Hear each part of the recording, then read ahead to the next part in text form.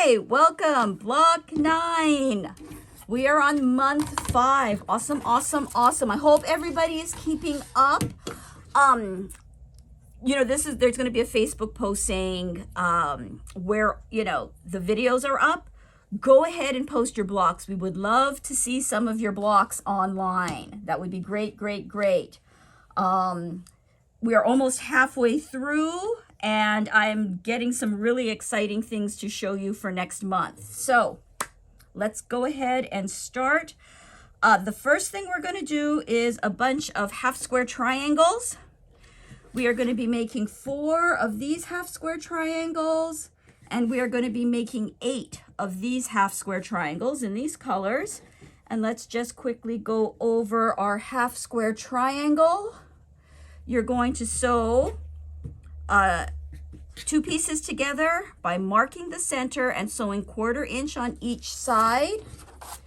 You're going to take your ruler, cut those apart, and you can either use this ruler or your square and a square ruler.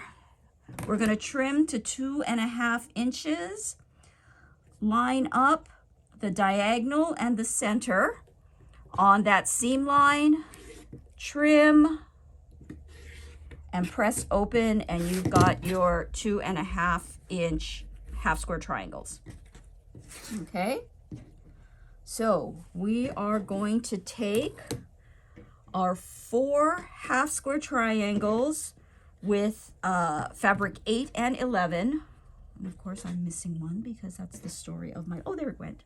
Okay, and we are going to make a pinwheel. Now, you do have to make the pinwheel exactly as it is on your paper.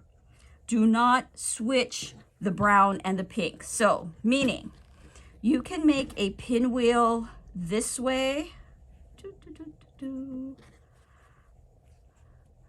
And that's opposite, you see where the browns and the pinks are, to the one I've already sewn together. This is not going to make you happy. So, we're going to make the pinwheel exactly how the picture is in the paper, okay? And when we do that, I always lay out my pinwheel before I start sewing. I set up my pieces to get my pinwheel, and as some of you know, a lot of times for a pinwheel, when I know I'm going to have a lot of seams coming into the middle, I will actually press open as opposed to pressing to the side. My half square triangle is pressed to the side, but in this case, I press open just to flatten that center a little bit. So that's going to be the center of our block, 4.5 by 4.5. The next piece we're going to do is a square and a square. We've been making square and a squares before. This is why I recommend the square on square 8-inch trim tool. You're going to start with a 3 1/8 by 3 1/8 inch square, and you're going to need 4 of them for this block. But I would go ahead and, while you're fussy cutting, do 5, because you're going to need one for the next block as well. Okay, so you're going to start with your 3 3/8 by 3 3/8. Now, you are again going to do exactly how it says on your paper, meaning you're going to put fabric 1 on one corner and fabric 11 on the opposite corner. Okay, that's your first. And then you're going to take fabric 1, put it on that corner, and then fabric 8 on the opposite corner. Now, these two always have to be in the same orientation, meaning, I'm not sure how you're looking at it, but if this is the top, the brown is on the left and the pink is on the right. So all my blocks, all 4 of them, are going to be done the same. This orientation is important because it's going to match up with your center. So if these are switched, you got to undo them. Sorry. Okay?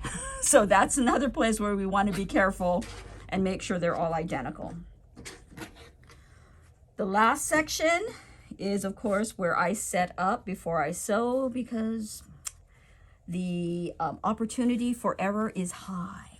Okay, so I'm going to set up 2.5 inch squares that we've cut, and I'm going to take the half square triangles that we made in our first step and line those up that way. Okay, so a lot of times what I'll do, if I'm making multiple of these, I will actually stack all my pieces up before I start sewing, making sure everything is oriented, and then I can chain piece the tops and then the bottoms and then these together. Okay, so you're going to be making 4 of those. Those are going to be your corners. These are really cute little bow ties. Really like those. Okay, so we have our center, and we're doing the 9 patch thing. We haven't done this in the last month. It was 9 patches, but with weird measurements.